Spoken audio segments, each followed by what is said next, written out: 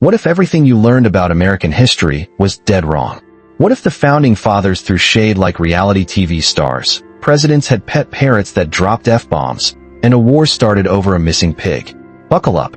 We're diving into the messy, hilarious, and utterly bizarre truths they never taught you. This isn't your grandpa's history class. Let's get weird. Picture this. Alexander Hamilton and Thomas Jefferson weren't just political rivals. They were the original Twitter trolls. Hamilton called Jefferson a contemptible hypocrite in newspapers. Jefferson fired back, labeling Hamilton a monarchist snake. They wrote under fake names like Catullus and Aristides, slinging insults that'd get them canceled today. Why? Hamilton dreamed of Wall Street. Jefferson worshipped farmers. Their beef shaped America's banks, taxes, and even where we put the capital. But here's the kicker. They probably agreed on brunch. Both loved macaroni so much, Jefferson brought a pasta machine back from Italy. Priorities, people. Ben Franklin, inventor, diplomat, and nudist? Yes, America's favorite Renaissance weirdo swore by air baths. He'd sit naked for hours, windows wide open, convinced cold air boosted his health. He also invented swim fins, bifocals, and the lightning rod, all while flirting with French nobles and fur hats. But his wildest idea? Daylight saving time. Farmers roasted him. Cows, they argued, don't care about clocks. Franklin just shrugged and published fart jokes in his almanac. Lesson? Genius doesn't wear pants. 1859. The Oregon border. British farmer Charles Griffin's pig wanders onto American soil, eats Irishman Lyman Cutler's potatoes. Color snaps. Shoots pig. Demands $100 compensation. Griffin refuses. Suddenly, 66 American soldiers and 3 British warships face off over bacon. For months, they fought by politely sharing ammunition and hosting lobster bakes. General Winfield Scott finally declared, "Stand down, gentlemen. We're not dying for pork chops." The pig's name? History forgot. But this pig war proves geopolitics can be hilariously petty. Bonus, San Juan Island, where it happened, still flies both flags. A truce sealed by truffles. Andrew Jackson's funeral was going smoothly, until his parrot, Pole, started screaming curse words. Ministers gasped. Mourners clutched pearls. Jackson, a brawler who once beat his would-be assassin with a cane, taught Pole every obscenity in his vocabulary. The bird even attacked a White House statue of Jefferson. Jackson adored chaos. He threw open the White House to 20,000 fans after his inauguration. They smashed china, stomped muddy boots on sofas, and nearly tipped him out a window, escaping the mob. His solution? Dump 1,400 gallons of whiskey on the lawn to lure them out. The man turned governing into a WWE match. Pole's final words? Unprintable. But legend says he was excused from the funeral. Priorities. President William Taft weighed 340 pounds, and America wouldn't shut up about it. Rumor was he got stuck in the White House bathtub. Not once.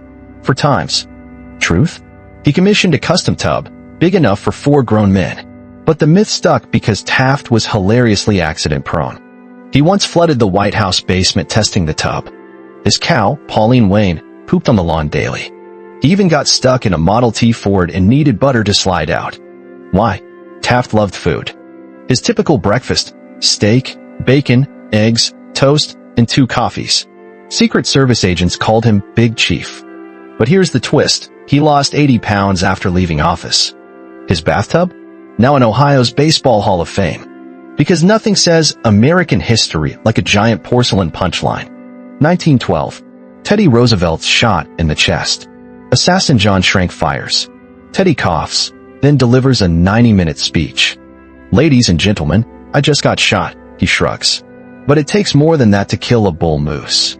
How? His steel eyeglass case and 50-page speech slowed the bullet. Doctors begged him to stop. He roared, "I'm going to finish or collapse trying." This was peak Teddy. He boxed in the White House, blind in one eye. He skinny dipped in the Potomac. He adopted a badger named Josiah after a hunting trip went wrong. When diplomats argued over forest boundaries, he snapped, "Let's draw the line down the middle and never speak of it again."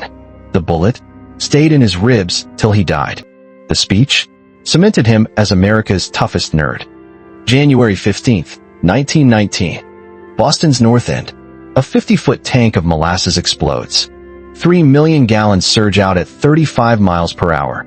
A sticky tsunami crushing buildings, horses, and people. Survivors described a thunderclap, then silence as the air thickened.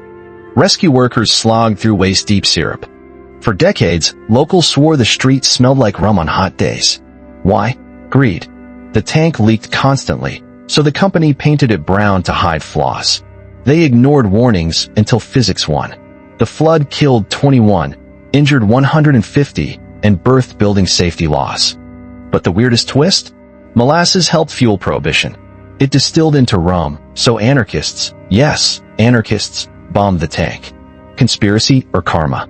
Either way, Boston learned, never underestimate goo. 1920s. Radium is miracle bling. Toothpaste, makeup, even water bottles glow with it. Factory girls paint watch dials with radium-laced paint. Bosses say, lick the brush to sharpen the tip. They glow like ghosts, then their jaws crumble. Meet the radium girls. They sued, revealing radium ate their bones from inside. One woman exhaled on a Geiger counter. It clicked wildly. Their corpses glowed in coffins. Yet ads screamed, a cure for impotence. Doctors prescribed radium enemas. Millionaire Eben Byers died gulping radium water. His jaw fell off. The FDA finally banned it in 1938. But the legacy? These women invented workplace safety laws. Oh, and their graves? Still radioactive. History's literal dark glitter. 1835. Michigan and Ohio declare war over a swamp. The Toledo Strip was 468 miles of mosquitoes and ego. Michigan's governor sent 1,000 militiamen. Ohio's governor mustered 600. Their battle? Poking each other with bayonets, stealing a chicken coop. Only casualty? A stabbed sheriff's ego. Why fight? Toledo had canals equals $. Congress finally bribed Michigan with statehood in the Upper Peninsula. Michigan groaned, that's just frozen rocks. Spoiler, it held $360 billion in copper. Ohio partied until Michigan struck iron ore. Karma? Absolutely. The war ended with a handshake and America's pettiest land grab. Today, Ohioans still jokingly surrender Toledo to Michiganders. Rivalry served cold. Salem's witches didn't fly solo. They had familiar spirits, demons disguised as animals. Accusers described black dogs sucking blood, yellow birds whispering curses. Even a 2-foot-tall blue imp named Grizzle. The court executed a dog. Why?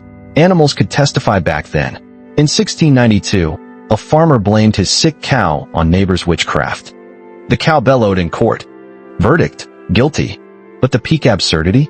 Accused witch George Burroughs recited the Lord's Prayer perfectly, supposedly impossible for witches. Crowd wavered, until a blue creature zipped through the sky. Panic resumed. He hung. We now know the blue creature was likely a bird. The real evil? Mass hysteria fueled by ergot fungus and rye bread. Hallucinations. Paranoia. And a very unlucky cow. American history isn't a polished monument. It's a graffiti-covered dive bar.